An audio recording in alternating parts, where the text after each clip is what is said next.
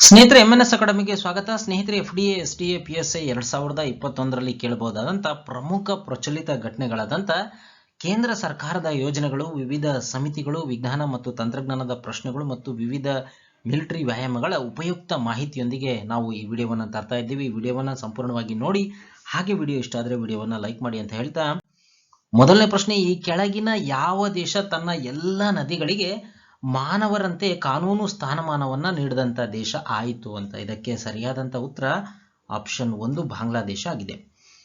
ಬಾಂಗ್ಲಾದೇಶ ತನ್ನ ಎಲ್ಲ ನದಿಗಳಿಗೆ ಮಾನವರಂತೆ ಕಾನೂನು ಸ್ಥಾನಮಾನವನ್ನ ನೀಡಿದಂತ ಮೊದಲ ದೇಶ ಆಗಿದೆ.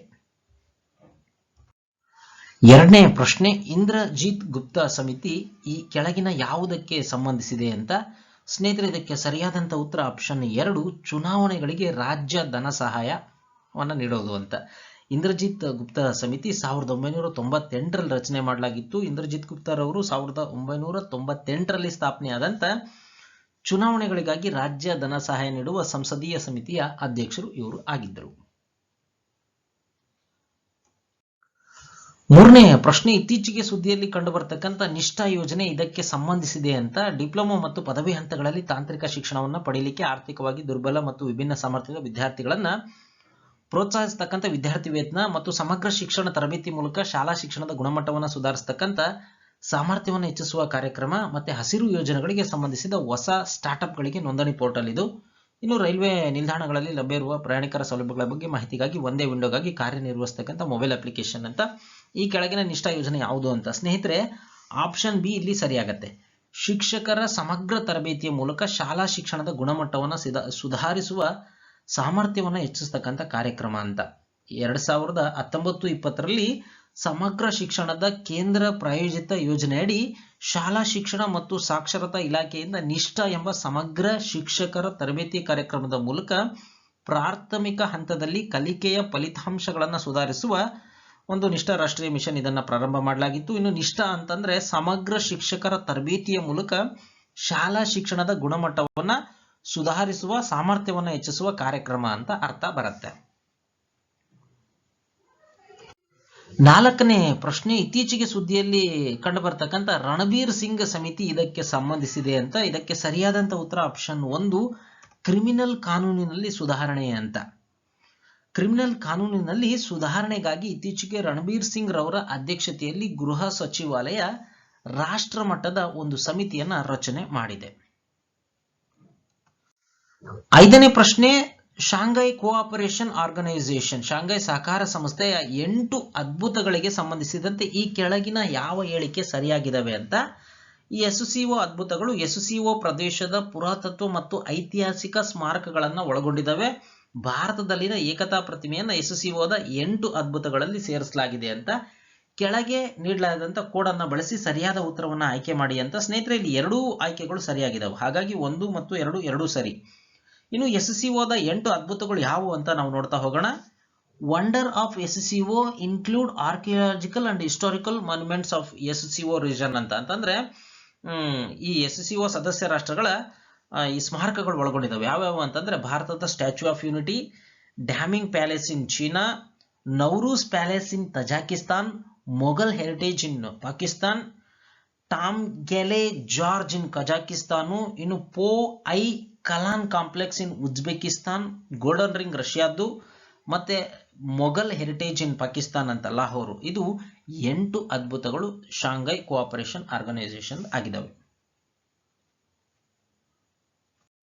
ಆರನೇ ಪ್ರಶ್ನೆ, ಇತ್ತೀಚೆಗೆ ಸುದ್ದಿಯಲ್ಲಿ ಕಂಡು ಬರ್ತಕ್ಕಂಥ ಆಮ್ರಾಬಾದ್ ಟೈಗರ್ ರಿಸರ್ವ್ ಎಲ್ಲಿದೆ ಅಂತ? ಇದಕ್ಕೆ ಸರಿಯಾದಂತ ಉತ್ತರ ಆಪ್ಷನ್ 2 ತೆಲಂಗಾಣದಲ್ಲಿ ಇದೆ.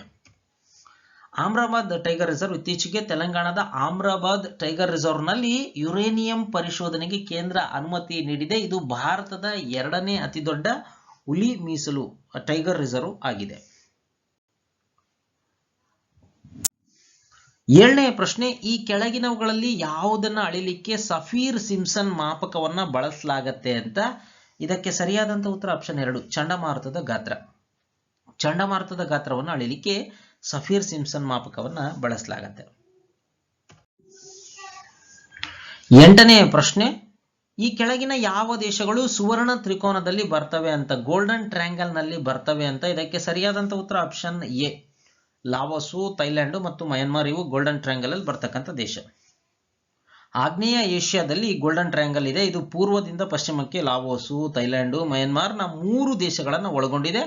ಇನ್ನು ಗೋಲ್ಡನ್ ಟ್ರಯಾಂಗಲ್ ವಿಶ್ವದ 2ನೇ ಅತಿ ದೊಡ್ಡ ಅಕ್ರಮ ಅಫೀಮನ್ನು ಉತ್ಪಾದನೆ ಮಾಡತಕ್ಕಂಥ ಒಂದು ಪ್ರದೇಶ, ಅಂದ್ರೆ ಭೌಗೋಳಿಕ ಪ್ರದೇಶ ಆಗಿದೆ ಇದು.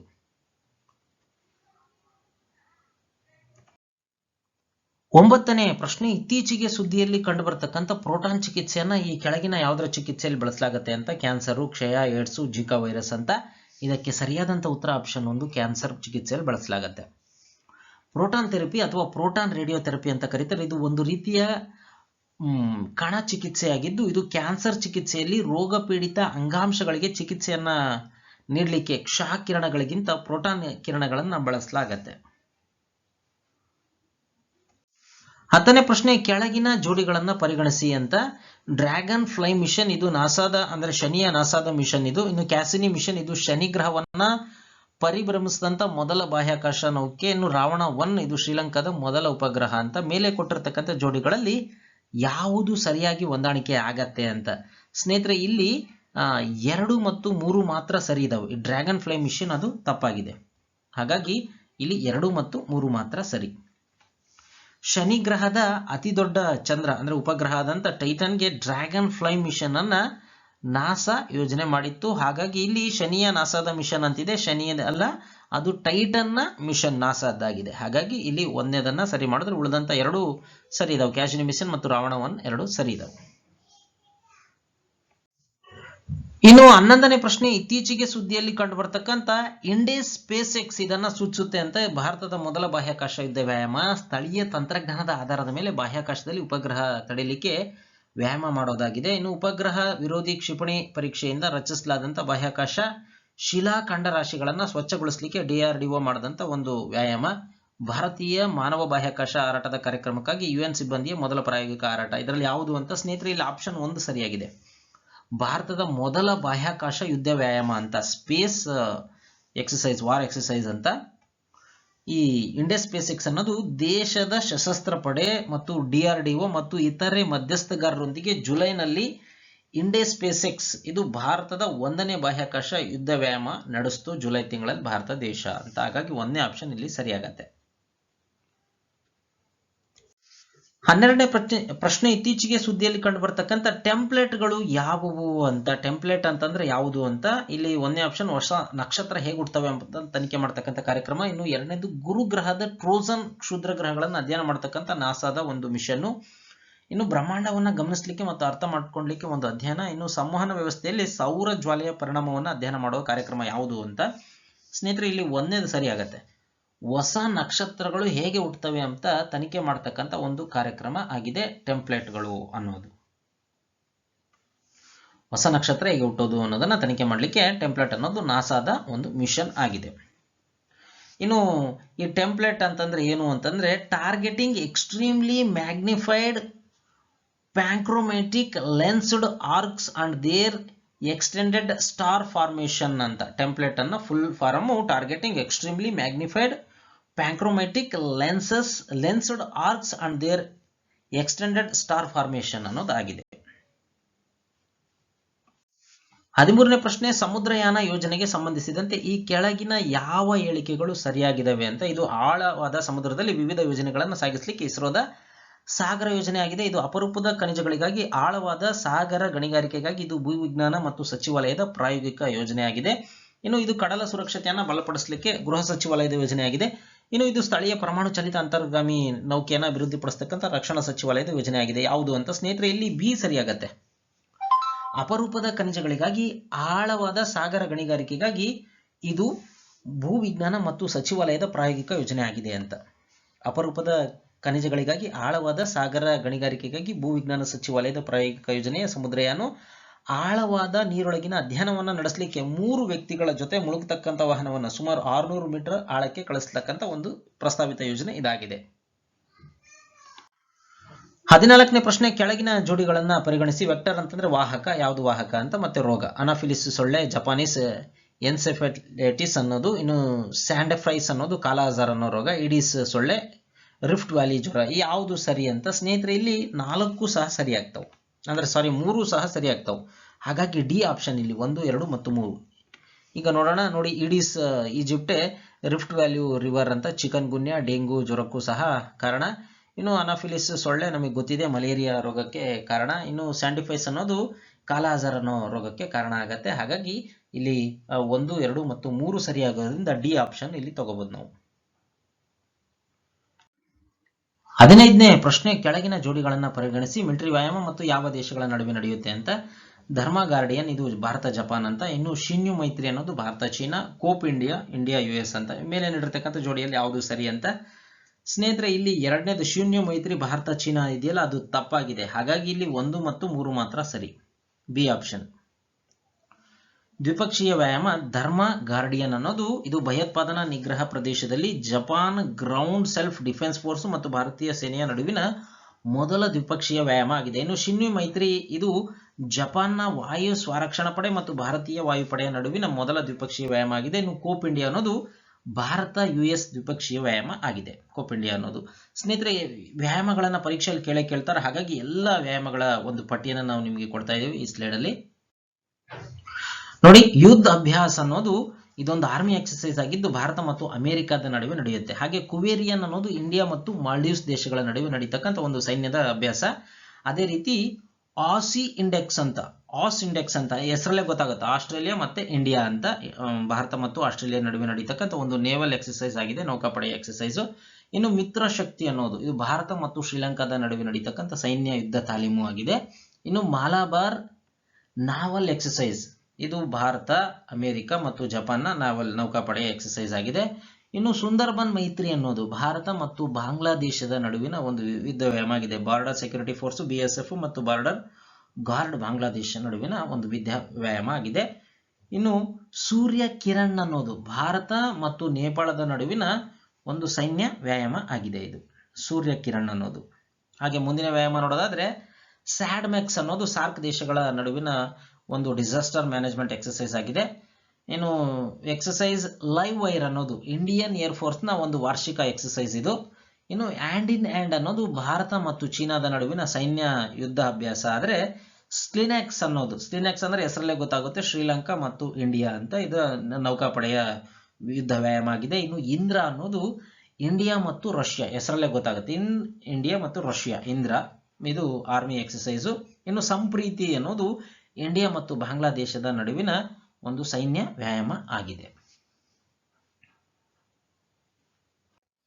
16ನೇ ಪ್ರಶ್ನೆ, ಮೈತ್ರಿ ಎಂಬ ಮಿಲಿಟರಿ ವ್ಯಾಯಾಮವನ್ನು ಯಾವ 2 ದೇಶಗಳ ನಡುವೆ ನಡೆಸಲಾಗುತ್ತೆ ಅಂತ. ಸ್ನೇಹಿತರೆ, ಇಂದಿನ ಸ್ಲೈಡ್ ಅಲ್ಲಿ ನೋಡಿದ್ವಿ. ಮೈತ್ರಿ ಅನ್ನೋದು ಇದು ಭಾರತ ಸೇನೆ ಮತ್ತು ರಾಯಲ್ ಥೈಲ್ಯಾಂಡ್ ಆರ್ಮಿ ನಡುವೆ ನಡೀತಕ್ಕಂಥ ಒಂದು ವಾರ್ಷಿಕ ದ್ವಿಪಕ್ಷೀಯ ವ್ಯಾಯಾಮ ಆಗಿದೆ. ಹಾಗಾಗಿ ಸಿ ಉತ್ತರ ಇಲ್ಲಿ ಸರಿ, ಭಾರತ ಮತ್ತು ಥೈಲ್ಯಾಂಡ್. 17ನೇ ಪ್ರಶ್ನೆ, ಪ್ರಾಜೆಕ್ಟ್ 3S ಈ ಕೆಳಗಿನ ಯಾವ ವಲಯಕ್ಕೆ ಸಂಬಂಧಿಸಿದೆ ಅಂತ. ಇದಕ್ಕೆ ಸರಿಯಾದಂತ ಉತ್ತರ ಆಪ್ಷನ್ 1, ಆರೋಗ್ಯ ವಲಯಕ್ಕೆ ಸಂಬಂಧಿಸಿದಂತ ಯೋಜನೆ. ಪ್ರಾಜೆಕ್ಟ್ 3S ಅನ್ನೋದು ಆದ್ಯತೆಯ ಔಷಧಿಗಳು ಮತ್ತು ಲಸಿಕೆಗಳ ಮಾರ್ಕೆಟಿಂಗ್ ನಂತರದ ಕಣ್ಗಾವಲುಗಳನ್ನು ಉತ್ತಮಗೊಳಿಸತಕ್ಕಂಥ ಗುರಿಯನ್ನು ಹೊಂದಿರತಕ್ಕಂಥ ಒಂದು ಯೋಜನೆ ಆಗಿದೆ ಪ್ರಾಜೆಕ್ಟ್ 3S ಅನ್ನೋದು. ಇನ್ನು 18ನೇ ಪ್ರಶ್ನೆ, ಫಾಸ್ಟ್ಯಾಗ್ಗೆ ಸಂಬಂಧಿಸಿದಂತೆ ಈ ಕೆಳಗಿನ ಯಾವ ಹೇಳಿಕೆ ಸರಿಯಾಗಿದ್ದಾವೆ ಅಂತ. ಫಾಸ್ಟ್ಯಾಗ್ ಭಾರತದಲ್ಲಿ ಎಲೆಕ್ಟ್ರಾನಿಕ್ ಟೋಲ್ ಸಂಗ್ರಹ ವ್ಯವಸ್ಥೆ ಆಗಿದೆ. 2ನೇ statement, FASTag radio frequency identification ಟೆಕ್ನಾಲಜಿಯಲ್ಲಿ ಕಾರ್ಯನಿರ್ವಹಿಸತಕ್ಕಂಥ ಸಾಧನ. ಈ ಸಾಧನವನ್ನು ಜೀವಿತಾವಧಿಯವರೆಗೂ ಬಳಸಬಹುದು ಮತ್ತು ಇನ್ನೊಂದು ವಾಹನಕ್ಕೂ ಸಹ ವರ್ಗಾವಣೆ ಮಾಡಬಹುದು ಅಂತ. ಕೆಳಗೆ ನೀಡಿರ್ತಕ್ಕಂಥ ಕೋಡ್ ಬಳಸಿ ಸರಿಯಾದ ಉತ್ತರವನ್ನು ಆಯ್ಕೆ ಮಾಡಿ ಅಂತ. ಸ್ನೇಹಿತರೆ, ಇಲ್ಲಿ 3ನೇ ಸ್ಟೇಟ್ಮೆಂಟ್ ಇದೆಯಲ್ಲ ಅದು ತಪ್ಪು, ಇನ್ನು ಉಳಿದಂತ 2 ಸರಿ. ಹಾಗಾಗಿ ಬಿ ಇಲ್ಲಿ 1 ಮತ್ತು 2 ಮಾತ್ರ. ಇನ್ನು ಫಾಸ್ಟ್ಯಾಗ್ ಭಾರತದಲ್ಲಿ ಎಲೆಕ್ಟ್ರಾನಿಕ್ ಟೋಲ್ ಸಂಗ್ರಹ ವ್ಯವಸ್ಥೆ ಆಗಿದ್ದು ಇದನ್ನ ರಾಷ್ಟ್ರೀಯ ಹೆದ್ದಾರಿ ಪ್ರಾಧಿಕಾರ ನಿರ್ವಹಿಸುತ್ತೆ. ಫಾಸ್ಟ್ಯಾಗ್ ಅಂತಂದ್ರೆ ಇದರ full form radio frequency identification technology ಅಂತ. ಇದು ಟೆಕ್ನಾಲಜಿ ನಿಷ್ಕ್ರಿಯ ಟ್ಯಾಗ್ ಆಗಿದ್ದು ಗ್ರಾಹಕರು ಪ್ರೀಪೇಡ್ ಅಥವಾ ಈ ಚಾಲ್ತಿ ಖಾತೆಗೆ ಲಿಂಕ್ ಮಾಡಿದ ಟೋಲ್ ಪಾವತಿಗಳನ್ನು ನೇರವಾಗಿ ಬಳಸಬಹುದು. ಇದು ವಾಹನದ ವಿಂಡೋ ಸ್ಕ್ರೀನ್ ಅಲ್ಲಿ ಅಂಟಿಸಲಾಗುತ್ತೆ ಮತ್ತು ಯಾವುದೇ ಟೋಲ್ಗಳಲ್ಲಿ ನಿಲ್ಲಿಸೋ ಅವಶ್ಯಕತೆ ಇಲ್ಲ. ಗ್ರಾಹಕರಿಗೆ ಟೋಲ್ ಪ್ಲಾಜಾ ಓಡಲಿಕ್ಕೆ ಅವಕಾಶ ಇರುತ್ತೆ. ಅಂದ್ರೆ ನಾವು ಹೋಗ್ತಾ ಇರುವಾಗ ಜಸ್ಟ್ ಅಲ್ಲಿರ್ತಕ್ಕಂಥ ಒಂದು ಕ್ಯಾಮ್ರಾದಲ್ಲಿ ಕ್ಲಿಕ್ ಆಗಿ ನಮ್ಮ ಏನು ಟೋಲು ಕಟ್ ಆಗತ್ತೆ ಇದು. ಇನ್ನು ಫಾಸ್ಟ್ಯಾಗು ಸಹ ವಾಹನ ನಿರ್ದಿಷ್ಟವಾಗಿದೆ, ಅಂದ್ರೆ ವೆಹಿಕಲ್ಗೆ ನಿರ್ದಿಷ್ಟವಾಗಿರುತ್ತೆ. ಮತ್ತೆ ಇದನ್ನ ಒಮ್ಮೆ ಒಂದು ವೆಹಿಕಲ್ಗೆ ಅಂಟಿಸ್ಬಿಟ್ರೆ ಅದನ್ನ ಮತ್ತೊಂದು ವೆಹಿಕಲ್ಗೆ ವರ್ಗಾವಣೆ ಮಾಡಲಿಕ್ಕೆ ಆಗೋದಿಲ್ಲ ಅಂತ. 19ನೇ ಪ್ರಶ್ನೆ, ಹಿಮ ಕುರುಡುತನ ಅಂತಂದ್ರೆ ಏನು ಅಂತ. ಹಿಮ ಕುರುಡುತನ, ಸ್ಲೋ ಬ್ಲೈಂಡ್ನೆಸ್ ಅನ್ನೋದು ಏನು ಅಂತ. ಇದಕ್ಕೆ ಸರಿಯಾದಂತ ಉತ್ತರ ಆಪ್ಷನ್ ಎ, ಕಾರ್ನಿಯಾದ ಉರಿಯೂತ ಅಂತೇಳಿ, ಇನ್ಫ್ಲಮೇಷನ್ ಆಫ್ ಕಾರ್ನಿಯಾ ಅಂತ. ಆರ್ಕೈ ಅಥವಾ ಫೋಟೋ ಕೆರಾಟೈಟಿಸ್ ಅಂತ ಕರೀತಾರೆ ಅದನ್ನ ಸ್ಲೋ ಬ್ಲೈಂಡ್ನೆಸ್ ಅನ್ನ. ಇದು ನೇರಳಾತೀತ ಬೆಳಕಿಗೆ ಅತಿಯಾಗಿ ಒಡ್ಡಿಕೊಳ್ಳೋದ್ರಿಂದ ಉಂಟಾಗ್ತಕ್ಕಂಥ ಒಂದು ಕಣ್ಣಿನ ನೋವಿನ ಸ್ಥಿತಿಯಾಗಿದೆ. ಕಾರ್ನಿಯಾ ಅಂತ ಕರೆಯಲ್ಪಡ್ತಕ್ಕಂಥ ನಮ್ಮ ಕಣ್ಣುಗಳ ಪಾರದರ್ಶಕ ಹೊರಪದರ ಈ ಯುವಿ ಬೆಳಕಿಗೆ ಹೆಚ್ಚು ಒಡ್ಡಿದಾಗ ಅದು ನಮ್ಮ ಕಾರ್ನಿಯಾಕ್ಕೆ ಹಾನಿ ಮಾಡುತ್ತೆ ಮತ್ತು ಬಿಸಿಲಿನ ಬೇಗೆ ನೀಡುತ್ತೆ, ಅಂದ್ರೆ ಉರ್ದಂಗ ಆಗುತ್ತೆ ಅದು. ಇದನ್ನ ಸ್ಲೋ ಬ್ಲೈಂಡ್ನೆಸ್ ಅಂತ ಕರೀತಾರೆ. 20ನೇ ಪ್ರಶ್ನೆ, ವಿಶ್ವದ ಅತಿದೊಡ್ಡ ಸೌರ ಮರ ಅಂದ್ರೆ ಸೋಲಾರ್ ಟ್ರೀ ಅನ್ನ ಈ ಕೆಳಗಿನ ಯಾವ ರಾಜ್ಯದಲ್ಲಿ ಸ್ಥಾಪನೆ ಮಾಡಲಾಗಿದೆ ಅಂತ. ಇದಕ್ಕೆ ಸರಿಯಾದಂತ ಉತ್ತರ ಆಪ್ಷನ್ 4, ಪಶ್ಚಿಮ ಬಂಗಾಳ.